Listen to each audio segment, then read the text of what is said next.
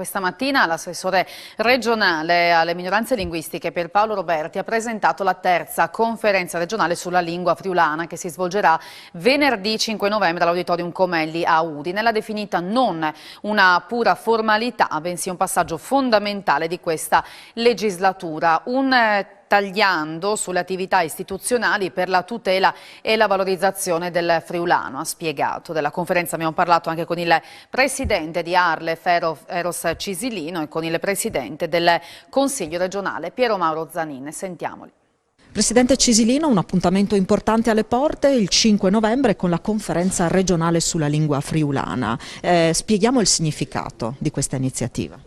Questa è la terza conferenza regionale per la lingua friulana, un momento importante per tirare le somme di quello che è stato fatto, ma soprattutto creare un momento di condivisione anche delle proposte che si possono mettere in campo per poter migliorare la qualità del friulano, parlato normalmente nella nostra regione, ma anche in tutti quei settori dove può essere appunto sviluppato, quindi pubblica amministrazione, soprattutto scuola, soprattutto trasmissione intergenerazionale indispensabile. Se manca quella abbiamo sicuramente delle grandi difficoltà, però insomma qualche segnale positivo c'è e noi lo stiamo seguendo.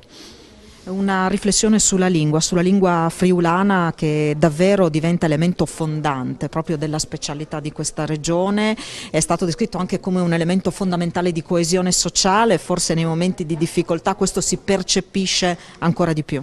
Sì, nei momenti di difficoltà si percepisce molto l'unione dei friulani, ma soprattutto nei momenti di sviluppo bisognerebbe percepirlo, per cui la lingua friulana certamente ci qualifica come una regione importante in Europa, che ha delle caratteristiche uniche, è una regione dove vengono parlate 4 lingue contemporaneamente ogni giorno. Alcuni comuni del Friuli Venezia Giulia le parlano proprio in maniera curricolare anche nelle scuole, questo ci fa molto piacere, però diciamo che la lingua friulana è un unicum nella Mitteleuropa e chiaramente apre le porte a tutto quello del mondo, che è un mondo germanofono ma anche insomma slovenofono, e quindi è importante che venga utilizzato e che venga anche utilizzato bene nelle pubbliche amministrazioni, nelle scuole e, come si diceva prima, in tutte quelle occasioni in cui si può dare un'ufficialità alla nostra lingua madre. Vogliamo ricordare quali saranno gli interlocutori coinvolti in questa conferenza proprio per sviluppare queste riflessioni e queste analisi? Gli interlocutori sono tanti, a parte i saluti istituzionali che vengono fatti dalla Regione, che ringraziamo per il grande supporto e grande attenzione per la nostra lingua, ci saranno anche dei momenti di studio, di riflessione e di esposizione di dati. È importante proprio perché fare il punto di dove ci troviamo e dove vogliamo andare è fondamentale in questo momento storico.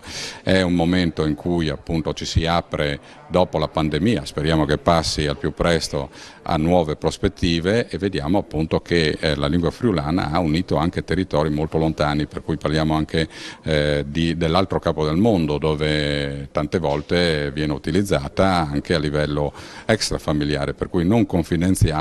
Vediamo che ci sono dei buoni risultati anche nei nostri corsi che vengono finanziati dalla Regione, anche tramite l'Arlef, e poi appunto hanno degli utenti che arrivano anche Australia, Argentina, Giappone, insomma siamo abbastanza contenti, ma vogliamo incrementare. La conferenza serve per tracciare nuovi percorsi di una storia identitaria già molto affermata e riconosciuta dalla nostra comunità. Cioè la comunità si basa su solide basi, che quelle del friulano proprio, ma il friulano va ripensato e rilanciato verso il futuro, quindi verso le nuove generazioni, ma anche verso i nuovi metodi sociali, il nuovo modo del lavoro, dello spettacolo, cioè va in qualche modo rinnovato e ringiovanito per mantenerla sempre al centro di quella che è la base della nostra comunità e specialmente della specialità di questa regione.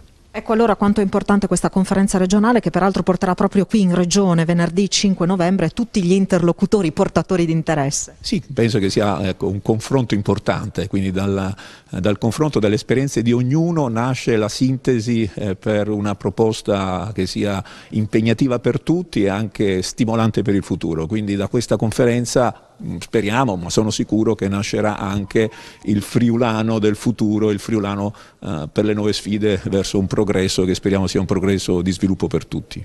Assessore, lei ha descritto questa conferenza regionale non come una pura formalità per un rispetto di quanto previsto dalla legge, ma come un momento davvero molto importante e centrale proprio per questa legislatura.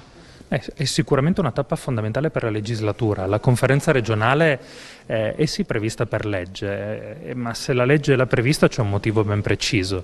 C'è la necessità di fare un tagliando, una sorta di tagliando su quanto è stato fatto rispetto allo sviluppo e all'implementazione della lingua friulana sul territorio e quanto bisognerà fare.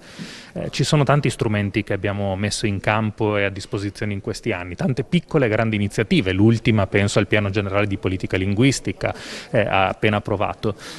Dopodiché serve un momento di riflessione in cui ci si siede intorno a un tavolo, in questo caso in questa conferenza, e si fa una valutazione serena di quello che si è fatto, di cosa è andato bene, di cosa è andato male, ma soprattutto di quello che bisognerà fare in futuro per implementare ancora di più e valorizzare ancora di più la presenza di questa lingua. Quindi lei si aspetta che questa conferenza porti a delle proposte concrete per proseguire questo percorso in questa legislatura, anche nella prossima? Io la prendo come uno strumento di valutazione. Quella conferenza deve dirci se abbiamo lavorato bene, se abbiamo lavorato male e come lavorare meglio per il futuro. Quindi così la prendo e penso che da questo punto di vista per questo sia uno strumento fondamentale. Mi aspetto che mi dicano e che mi aiutino a lavorare ancora meglio. Penso che tante cose ne abbiamo fatte e, come dicevo in conferenza stampa, sono orgoglioso di tutte quelle tante iniziative che abbiamo portato avanti, di tutte quelle tante piccole conquiste che abbiamo portato a casa, ma ci sarà sempre qualcos'altro da fare e si potrà fare sempre meglio. La conferenza è il modo migliore per scoprire cosa si può fare ancora di più.